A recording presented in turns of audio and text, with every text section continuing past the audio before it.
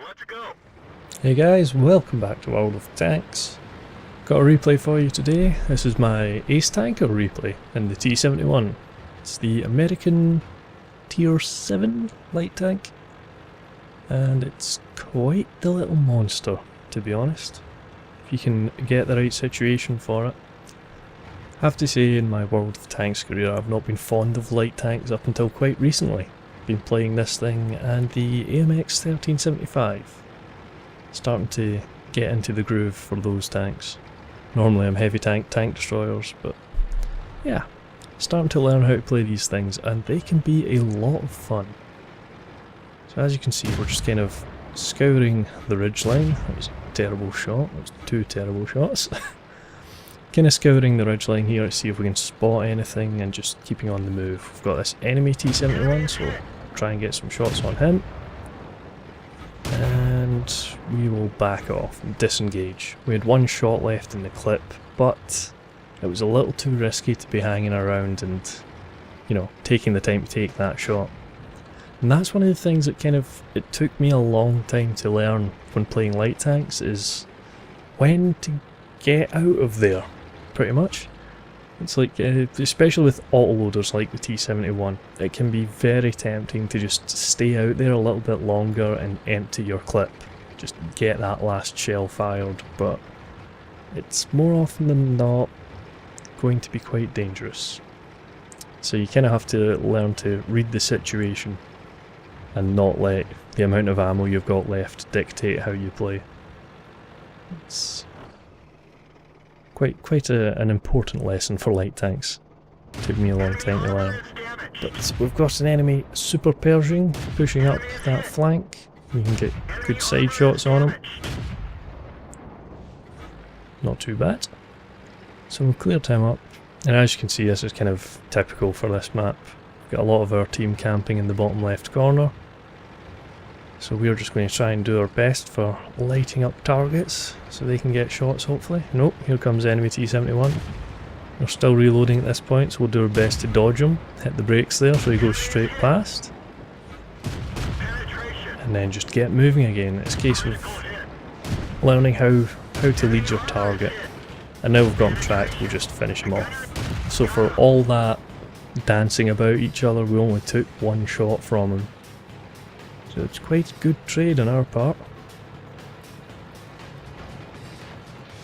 And there isn't artillery in this game, so it's just constant moving. We're pretty safe in this little dip in the ridge from all the other enemy tanks, but because there is arty, we need to keep moving. And it is an easy mistake to make, especially with an autoloader, is to park up somewhere and just empty your clip, but it's really doing this tank a disservice if you do that most of the time. It's got phenomenal speed and manoeuvrability, so you kind of want to put it to good use.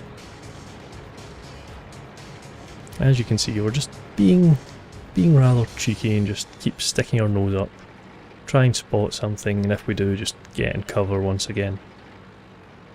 It's one of the important things about being a scout, particularly on maps like this where teams like to camp their side of the map, is the longer that you can stay alive, the longer you can be useful.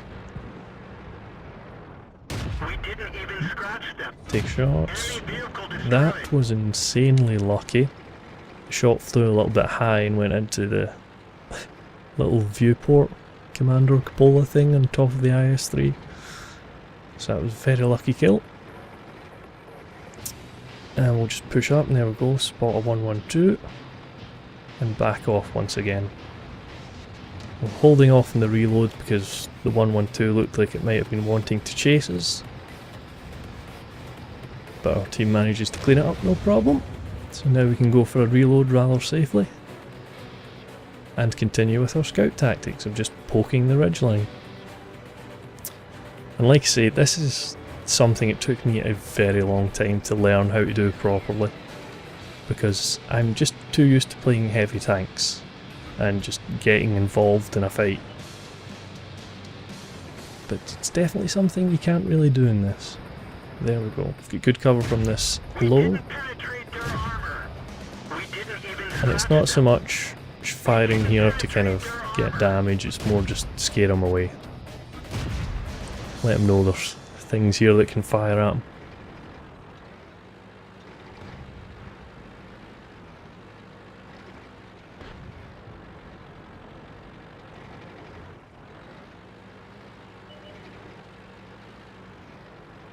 And again, it's just kind of boiling down to the campy nature of this map, so we push up, spot a couple of them, keep going forward into this slight dip in the terrain, see if we can get some cover. There was a Yag Panther up here, so we'll fire a few shots at his last known location. And we managed to blind fire the kill. That's pretty good, and since we've done a bit of damage, again, we'll just fall back, just get out of there.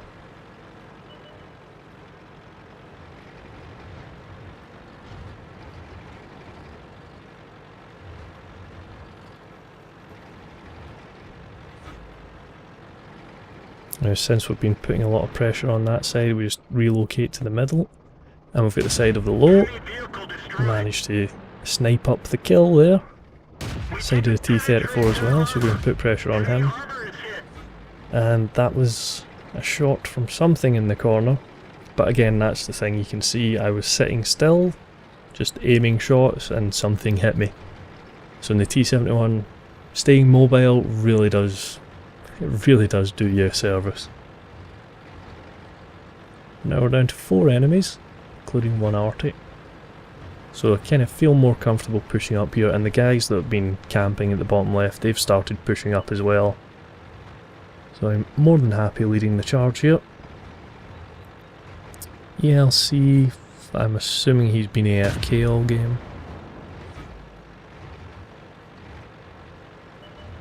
And there we go. AMX M4, and he's looking completely the wrong way from us, so that's just more good news for us. Then, ooh, lots of tanks. I actually didn't spot that arty that's right in front of me, but our team got enough of them round to clean it up. And there we go, that IS is going to get finished off before we reload. So let's have a look at the post-game stats. So that was enough for our ace tank on the T71, pretty good. Actually picked up a patrol duty medal there, it's a nice one. And as we look at the more detailed stats, we done 2,647 damage ourselves, which is, it's a good amount of damage for a T71. And the spotting damage we got, damage due to our assistance, 3,975, almost 4k spotting damage. And that's kind of what you're meant to be doing in a T71. Is get the spots off and let your team do the damage. But as you can see, T71 is perfectly capable of doing damage itself. It's not scared of getting involved in the right situations. You just kind of need to hit and run tactics. So yeah, pretty good. Alright guys, that is this video for today. Next one coming up is going to be the T69. The tank that follows on from this. Feel free to like, comment, subscribe for more stuff, and I will catch you on the next one.